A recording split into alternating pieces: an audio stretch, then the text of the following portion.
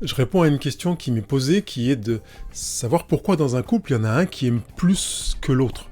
Alors, il faut comprendre que ce soit une difficulté de se dire, mince, j'ai l'impression que mon partenaire m'aime moins que moi, ou ce sentiment de ne pas arriver à aimer son partenaire autant qu'on a l'impression qu'il nous aime. Et du coup, avoir cette impression de ne pas être à la hauteur, de passer à côté de quelque chose, et c'est un inconfort que je comprends tout à fait. Ça m'amène quand même à me poser peut-être quelques questions que je te pose comme ça tout de go, c'est de savoir, est-ce qu'il existe un moyen de mesurer la quantité de l'amour ou l'intensité de l'amour? La réponse, elle est non, en fait. On est sur une approche subjective, donc tu as l'impression, ou ton partenaire a l'impression qu'il t'aime plus que toi, ou toi tu as l'impression d'aimer plus ton partenaire que il ne t'aime, mais tu comprends que c'est une impression. Okay.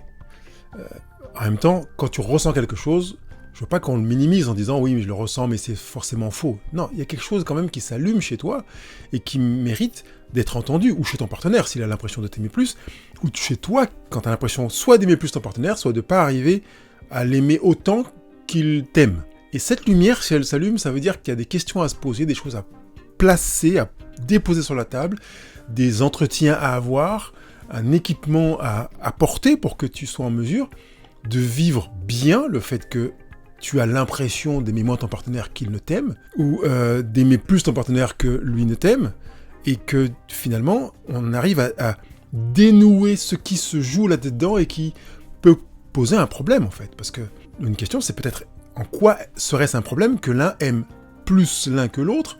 Pour moi, ce qui compte le plus, c'est que les deux partenaires se sentent aimés comme ils en ont besoin, et pas qu'ils se sentent aimés au juste niveau, à la même valeur, avec la même quantité ou la même intensité. Parce que la justice, elle n'est pas là. La justice, c'est tu as besoin de 3, je te donne 3. Tu as besoin de 5, je te donne 5. Je ne vais pas te dire par justice, comme moi j'en ai 3, tu en auras 3. Ça, c'est une pseudo-justice. Donc, l'idée, c'est est-ce que je participe à remplir le besoin auquel je suis candidat pour remplir, qui correspond à celui de mon partenaire, à la hauteur de ce dont il a besoin, et est-ce que mon partenaire participe à remplir mon besoin à la hauteur de ce dont j'ai besoin, et est-ce que si je sais que je remplis selon ma volonté les besoins de mon partenaire et que lui répond aux miens, même si les nombres ne sont pas égaux ou les volumes ne sont pas comparables, ben, on est heureux. La question de savoir il y en a un qui aime plus l'autre que l'autre, c'est généralement une question qui signale qu'il y a quelque chose qui ne va pas. C'est-à-dire qu'on se sent moins aimé, ou on se sent moins un peu fraude, quoi, illégitime à être en couple avec quelqu'un qui nous aime tellement et que nous, on a l'impression qu'on ne lui donne pas assez. Est-ce qu'on a l'impression de ne pas lui donner assez, ou est-ce qu'il lui dit qu'on ne lui donne pas assez? Est-ce qu'on n'a pas plutôt à travailler sur soi? Je pense que c'est peut-être ça vraiment qui a à travailler. Travailler sur toi.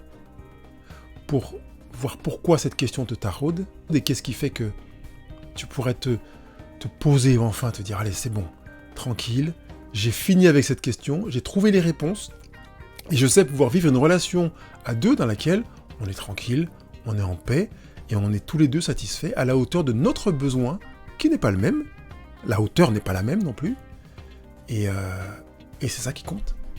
C'est vraiment ça qui compte.